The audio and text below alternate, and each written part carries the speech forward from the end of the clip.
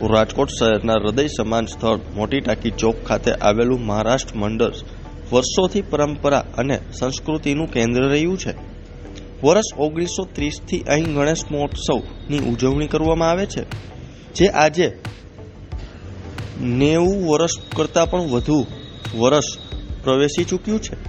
દાયકાઓથી ચાલતી આવી આ પરંપરા માત્ર ધાર્મિક જ નહીં, પરંતુ સામાજિક અને સાંસ્કૃતિક એકતાનું પણ પ્રતીક બની ગયું છે. ત્યારે જુઓ અમારો ખાસ અહેવાલ. જય ગણેશ. હું એલડી વાઘમારે, મહારાષ્ટ્ર મંડળ રાજકોટના અધ્યક્ષ, આજ ગણેશ ઉત્સવમાં આપનું સ્વાગત કરું છું.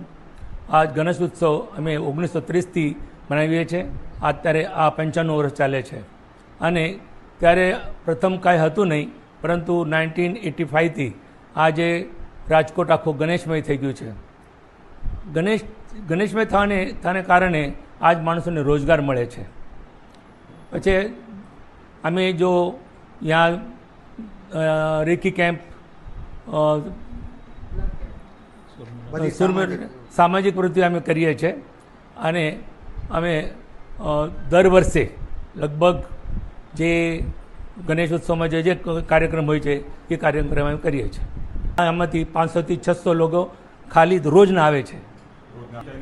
આરતીના સમય 8 વાગે હોય છે અને સવારે 10 વાગે હોય છે. વાતાવરણ ખૂબ જ ઉલ્લાસમય હોય છે અને માણસો ખૂબ જ આદરથી ગણપતિ બાપાને દર્શન કરે છે. વિસર્જન ત્યાંથી જો આપણા સીપી સાહેબે જો આપણને ગાઈડલાઈન આપી છે કે ત્યાં જઈને કોકડદળ ત્યાં જઈને વિસર્જન કરીએ છીએ. જય ગણેશ. હું આરતી નાતુ, મહારાષ્ટ્ર મંડળની એક મેમ્બર છું. આ વંદના સુર્વે અહીંના કમિટી મેમ્બર છે અને રત્નાતાઈ ડોળે એ પણ અહીંના કમિટી મેમ્બર છે. એ મહારાષ્ટ્ર મંડળ જે છે એ મહારાષ્ટ્રીયન સંસ્કૃતિનું અહીં જતન કરી રહી છે.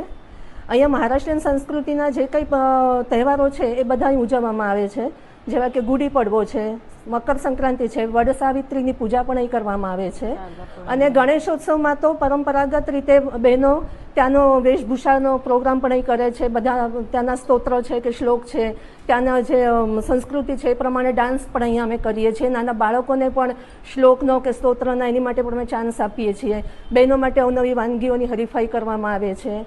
અને એ રીતે આપણી સંસ્કૃતિનું એ જતન અહીં થાય છે કે જે રાજકોટમાં, ગુજરાતમાં ને એમાં રાજકોટમાં કે જ્યાં મરાઠી લોકોને એટલું બધું જ્ઞાન નથી, એ લોકોની સંસ્કૃતિને ઉજાગર કરવામાં આવે છે ને એમને આપણી સંસ્કૃતિનું જ્ઞાન આપવામાં આવે છે, ભાન કરાવવામાં આવે છે ને આપણી સંસ્કૃતિના રંગે રંગવામાં આવે છે. ખાસ ગણેશ ઉત્સવ બહુ મોટા પાયે હવે ધીરે ધીરે ઉજવવાનું ચાલુ થયું છે, તો આપણે અહીંયા કેવી રીતના ઉજવાય છે? અમે પારંપરિક રીતે જ અમે એ કરીએ છીએ.